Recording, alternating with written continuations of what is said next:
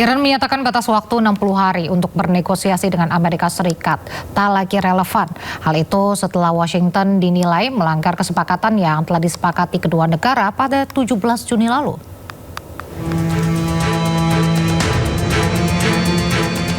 Iran dengan Amerika Serikat masih terlibat tensi tinggi.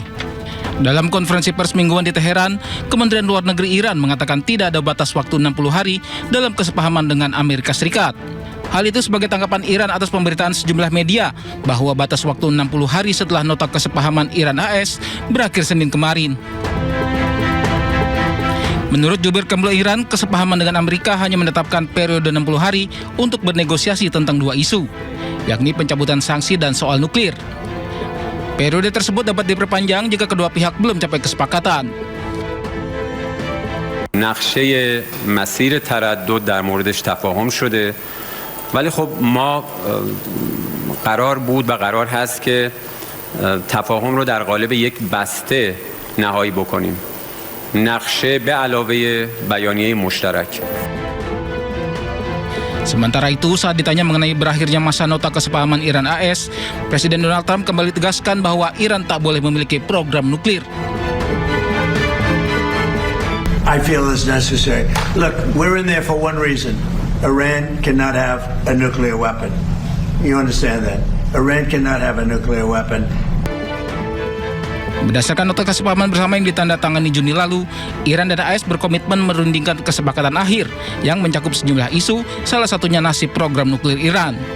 Kesepakatan itu memiliki waktu 60 hari dan dapat diperpanjang atas kesepakatan bersama.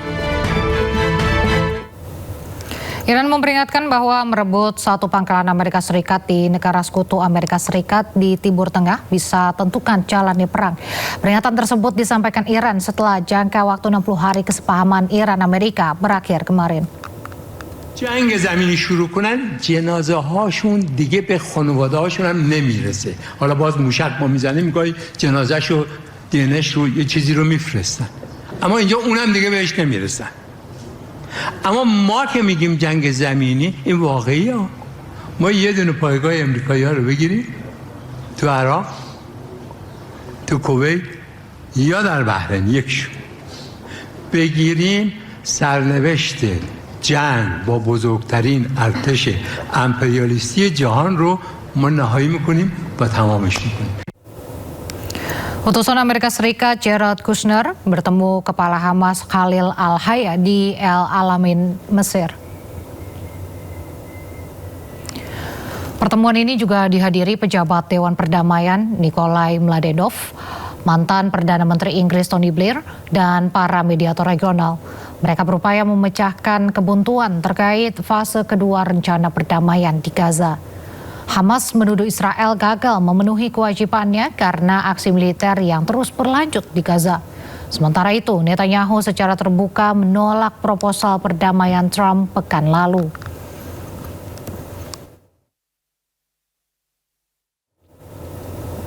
Ratusan aktivis pro-Palestina berunjuk rasa di Paris mendesak pemerintah Prancis untuk menekan penjajah Israel agar membebaskan dokter, petugas kesehatan, dan jurnalis Palestina yang diculik. Para aktivis berkumpul sambil memegang plakat yang menampilkan tokoh-tokoh yang ditahan Zionis Israel. Euro-Palestine menyatakan pengakuan Presiden Emmanuel Macron terhadap negara Palestina tidak membawa perubahan positif terhadap hak-hak warga Palestina atau akses bantuan kemanusiaan ke Gaza. Sementara itu, aktivis Capio Euro-Palestine menyerukan pembebasan sandera diakhirinya perang di Gaza dan mendesak tindakan yang lebih tegas terhadap teroris Israel. Aksi unjuk rasa ini terjadi di tengah kebuntuan diplomasi dalam upaya untuk mengakhiri konflik di Gaza.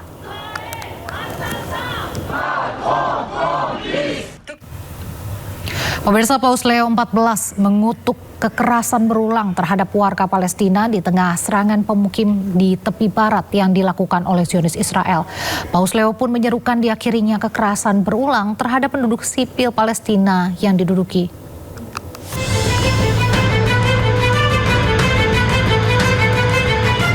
Berbicara menjelang doa Angelus di Istana Apostolik di Castel Gandolfo, Paus Leo XIV mendesak komunitas internasional untuk mendorong upaya menuju solusi dua negara antara Palestina dan Israel. Permohonan ini disampaikan setelah adanya laporan bahwa keluarga-keluarga Palestina di Kusro, selatan Nablus telah dikurung di rumah mereka oleh pemukim Israel dengan akses air dan listrik diputus. Ketegangan terbaru di Kusro terjadi di tengah meningkatnya serangan pemukim di seluruh tepi barat yang dilakukan Zionis Israel. Vatikan pun telah berulang kali mendukung solusi dua negara melalui negosiasi untuk konflik Palestina-Israel yang didasari hak dan martabat yang sama bagi warga Palestina dan Israel. Rinnovo il mio appello affinché cessino le ripetute violenze contro la popolazione civile palestinese in Cisgiordania e chiedo con urgenza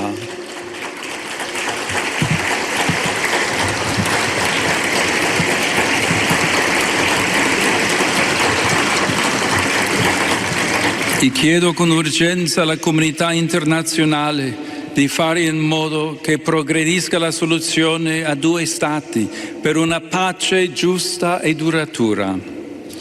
Questa settimana avranno inizio i Giochi del Mediterraneo, che si svolgeranno a Taranto. Essi coinvolgeranno diversi paesi di Africa, Asia ed Europa che appartengono all'area mediterranea. Auguro che tale evento sportivo sia una profezia di pace e di fratellanza tra i popoli di questa regione e del mondo intero. Ed ora do il mio benvenuto a tutti voi che vi siete radunati qui a Castel Gandolfo per l'Angelus Domenicale. Kantor PBB untuk koordinasi urusan kemanusiaan mengatakan pada bulan Juli bahwa lebih dari 1.330 serangan pemukim dilakukan Zionis Israel terhadap warga Palestina. Pasukan penjajah Israel membombardir Bukit Ali Al-Taher dekat Nabatiyeh, Lebanon. Pesawat tempur Zionis menargetkan Bukit Ali Al-Taher di dekat kota Nabatiyeh di Lebanon Selatan. Rekaman video menunjukkan hantaman serangan di lereng bukit dengan kilatan ledakan dan suara dengung yang berputar-putar di area sekitarnya. Teroris IDF berdalih militernya menargetkan infrastruktur teror Hizbullah di daerah Nabatiyeh dan Ansar.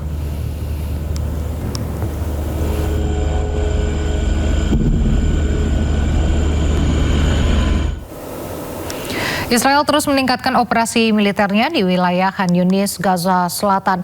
Gempuran serangan udara yang terus dilakukan membuat mencekam dengan kepanikan warga.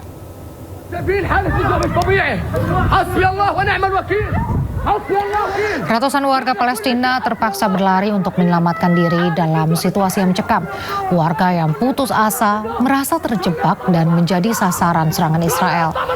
Pihak militer Israel lagi-lagi berdalih bahwa operasi militer tersebut merupakan upaya untuk melumpuhkan infrastruktur kelompok bersenjata. Gempuran artileri dan serangan udara yang begitu masif menyebabkan kerusakan parah pada area permukiman warga di sektor timur dan selatan Khan Yunis.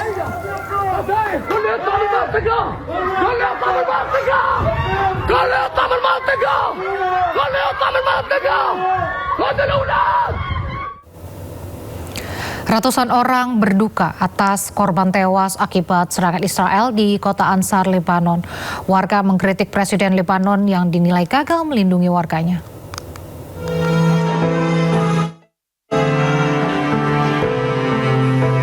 Inilah 7 jenazah warga Nabatiyeh, Lebanon yang syahid akibat agresi militer Zionis. Untuk menghormati para korban, peti jenazahnya dibungkus bendera pejuang Hizbullah. Kepergian para korban diratapi sejumlah kerabat dan warga. Warga Nabatiyeh mengkritik pemerintah Lebanon yang dinilai gagal melindungi warganya. للصراحة ما ملاقي كلمة ولا الجولة اللبنانية. انتم بتقولوا انه انتم دولتنا وانتم بدكم تحمونا، اي حماية هيدي؟ وين هيدول المواطنين اللبنانيين اللي كانوا امبارح عزل؟ اغتالوهم، هيدا اغتيال ام وبين واطفالهم، وينك يا رئيس الجمهورية حضرتك؟ Jumlah korban syahid sejak agresi militer Zionis pada bulan Maret telah meningkat menjadi 4.346 orang tewas dan 12.301 orang terluka. Sementara itu, Presiden Lebanon Joseph Aoun hanya bisa mengutuk serangan Israel tanpa memberikan perlawanan.